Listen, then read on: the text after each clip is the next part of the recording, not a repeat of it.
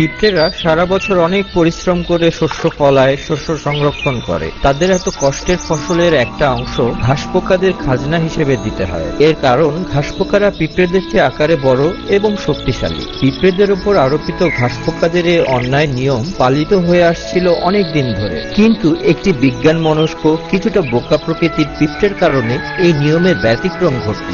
আকারে ছোট এবং দুর্বল পিঁপড়েরা শক্তিশালী ঘাসপোকাদের অন্যায় দাবির বিরুদ্ধে যুদ্ধে নামল। তাদের জীবনের বেঁচে থাকার সংগ্রাম, ভালোবাসা, বুদ্ধিমত্তা আর রোমাঞ্চকর অভিজ্ঞতা নিয়েই এ বাগস লাইফের ঘটনা।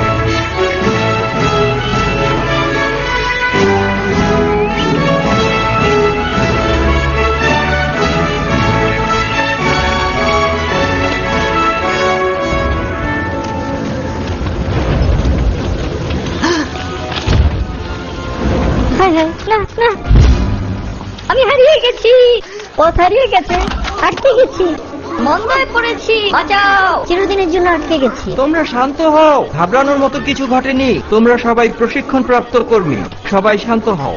তোমরা সবাই পাতাটাকে পাশ কাটিয়ে যাবে। পাশ কাটিয়ে যাব?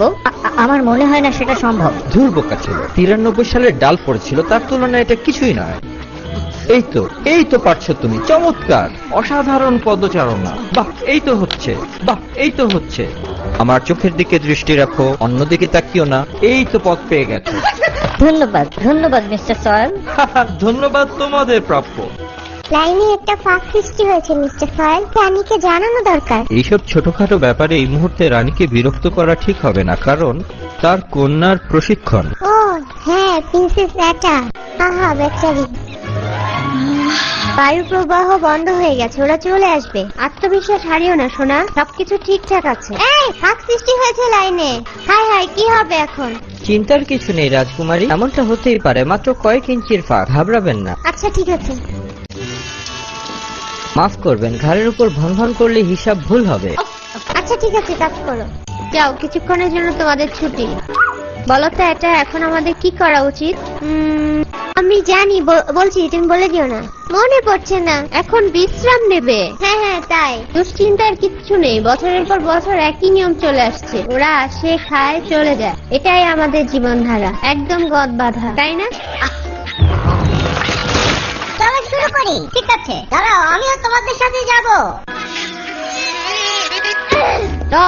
শুনছি, বলো আম্মু। ওড়ার ব্যাপারে আমি তোমাকে কি বলেছি মনে আছে?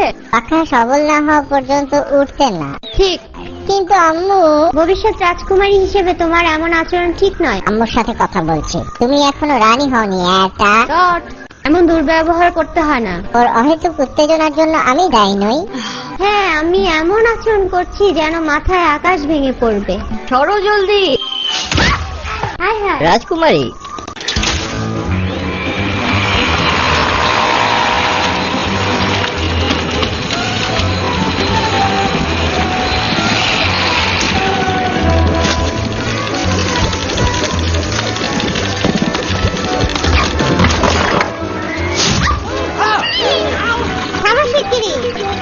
রাজকুমারী আহত হতে পারতেন।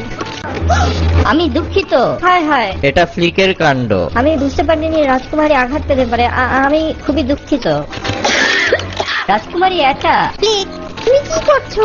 এটার কথা বলছেন? শস্য কাটার জন্য এটা আমার নতুন আবিষ্কার। প্রতিটি শস্য আলাদাভাবে না তুলে পুরো গোছাটাই এর মাধ্যমে কাটা সম্ভব। ফ্লিক, আমাদের হাতে সময় খুব কম। ঠিক বলেছেন, নিজেদের খাদ্য সংগ্রহের সময় থাকে না, পুরো সময়টা চলে যায় খাজনা শস্য সংগ্রহে। এই যন্ত্র শস্য কাটা দ্রুততর করবে। ওহো, আরেকটা আবিষ্কার। হ্যাঁ, আর আপনার জন্য রয়েছে ফ্লিক। এটা দিয়ে দূর থেকে উৎপাদনের গতি লক্ষ্য করতে পারবেন। এক ফোঁটা শিশির নিচ্ছে প্লিজ। এটা মজা করার সময় না। কি হচ্ছে? সামান্য একটা ঘাসের টুকরো আর এক ফোঁটা শিশির, তাই না? থামো প্লিজ। ভুল, এটা আসলে একটা টেলিস্কোপ। যথেষ্ট হয়েছে, থামো। রাজকুমারী, আজ সকালে আপনাকে খুব সুন্দর দেখাচ্ছে। অবশ্য সেটা বোঝার জন্য টেলিস্কোপের দরকার নেই। যথেষ্ট হয়েছে, এসব ফালতু জিনিস দেখার সময় নেই। রাজকুমারীর অনেক ব্যস্ততা। এইসব যন্ত্রমন্ত্র ফেলো, তারপর অন্যদের মতো একটা একটা করে যথানিয়মে শস্য উৎপাদন করো। হ্যাঁ, অন্যদের মতো কাজ করো। হ্যাঁ ফ্লিক, কাজে যাও। আমি দুঃখিত, আমি কেবল সাহায্য করতে চেয়েছি।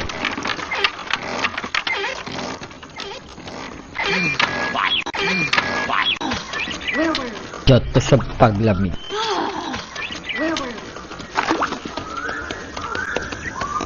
দাঁড়াও ফ্লিক, ফ্লিক একটু দাঁড়াও। ও ছোট রাজকুমারী, তুমি আমাকে ডট বলবে।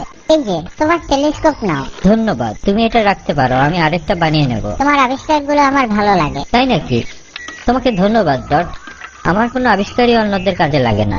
এটা কাজ করছে। ও আচ্ছা, একটা সাফল্য, কিন্তু কেউ এর মূল্যায়ন করবে না। আমি তো ব্যর্থ। রাজ পরিবারের সদস্য হয়েও আমি উঠতে পারি না। আমি অক্ষম।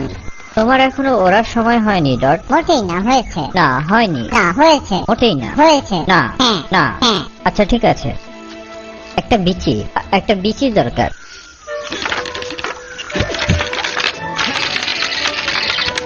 ধুর ছাই। হ্যাঁ পেয়েছি। মনে করো এটা একটা বিচি। এটা একটা পাথর। আমি জানি এটা পাথর, কিন্তু কল্পনা করো এটা একটা বীজ। 1 মিনিটের জন্য কাল্পনিক বীজ। এখন ওই গাছটাকে দেখো। যা কিছুর সাহায্যে এই বিশাল গাছটা আজ মাথা উঁচু করে দাঁড়িয়েছে, তার সবকিছু এই ক্ষুদ্র বীজটায় নিহিত। এর জন্য প্রয়োজন হয়েছে একটু বৃষ্টি, একটু রোদের আলো, আর কি বিস্ময়কর!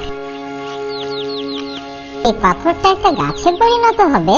বোঝার চেষ্টা করো, এটা কাল্পনিক উদাহরণ। এই মুহূর্তে তোমার মনে হচ্ছে তুমি তুচ্ছ, এর কারণ তুমি এখনো বৃক্ষে পরিণত হওনি। বেড়ে ওঠার জন্য প্রয়োজন সময়। এখন তুমি একটা বীজ। কিন্তু এটা তো একটা পাথর। আমি জানি এটা একটা পাথর। তুমি কি মনে করো আমি পাথর চিনি না? আমি দিনের একটা দীর্ঘ সময় এই পাথরের মধ্যে কাটাই। তুমি অদ্ভুত, কিন্তু আমি তোমাকে পছন্দ করি। এসে গেছে।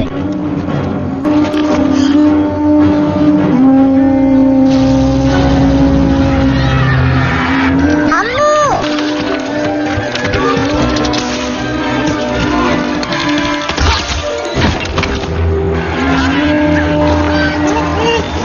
Dot dot. আম্মু! আম্মু! এলোমেলো ছুটোছুটি করো না। শোনো সবাই, একটা লাইন করো। এদিকে শস্য রেখে গুহায় প্রবেশ করো। কাজ শুরু করে দাও।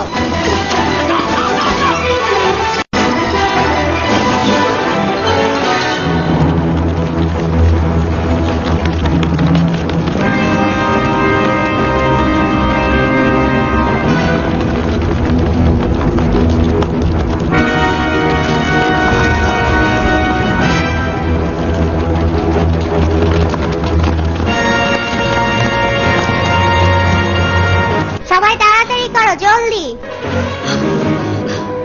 ঠিক আছে, আমিও ঢুকে পড়ি। আমার জন্য একটু অপেক্ষা করো। ঘাস পোকারা এসে পড়েছে, আর সময় নেই। খাজনার বেদিতে শস্য রেখেই গুহায় আশ্রয় নিতে হবে।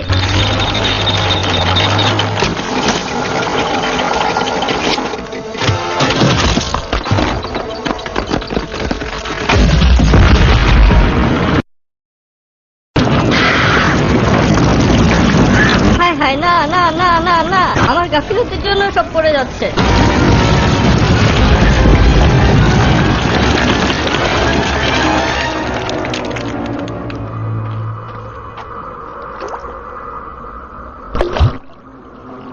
হায় হায়, রাজকুমারী এটাকে শিগগিরই জানাতে হবে।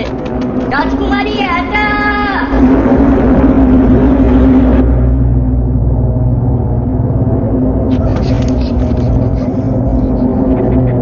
ওরা আসে খায় চলে যায়। ওরা আসে খায় চলে যায়। দেখি দেখি দেখি দেখি, একটু সরো, একটু সরো, দয়া করে আমাকে সামনে যেতে দাও। সরো। রাজকুমারী এটা একটা কথা শুনুন। এখন না ফ্লিক। বিষয়টা খাজনার শস্য সম্পর্কিত। এটা কি ধরনের বেয়াদবি? আমাদের শস্য কোথায়? তুমি কি করেছো? একটা দুর্ঘটনা ঘটেছে।